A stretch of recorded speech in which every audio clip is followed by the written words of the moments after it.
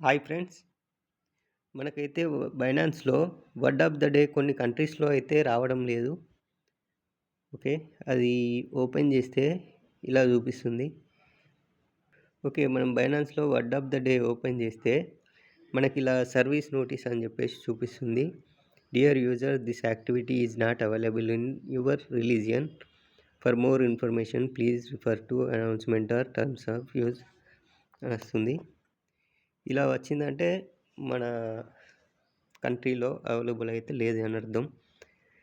Okay. దీనికి అందరూ కొంతమంది ఏం చేస్తున్నారంటే, మన కంట్రీలో అవైలబుల్ లేదు గదా! వీపీఎన్ కనెక్ట్ చేసుకొని అమెరికానో, యూఎస్‌ఓ, లండనో ఏదో ఒకటి వీపీఎన్ కనెక్ట్ చేసుకొని చేసుకుంటే అయిపోతదని చెప్పి చాలామంది ట్రై చేస్తున్నారు.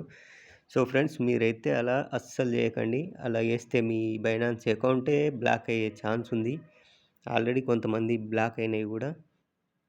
So, be careful. వీపీఎన్ అయితే అస్సలు కనెక్ట్ చేయకండి బైనాన్స్‌కి. ఇది 100% వాస్తవం. వీపీఎన్ కనెక్ట్ చేశారంటే మీ అకౌంట్ క్లోజ్ అయిపోయినట్టే. సో, గుర్తుపెట్టుకోండి. ఇలాంటి చెత్త ప్రయోగాలైతే అస్సలు చేయకండి.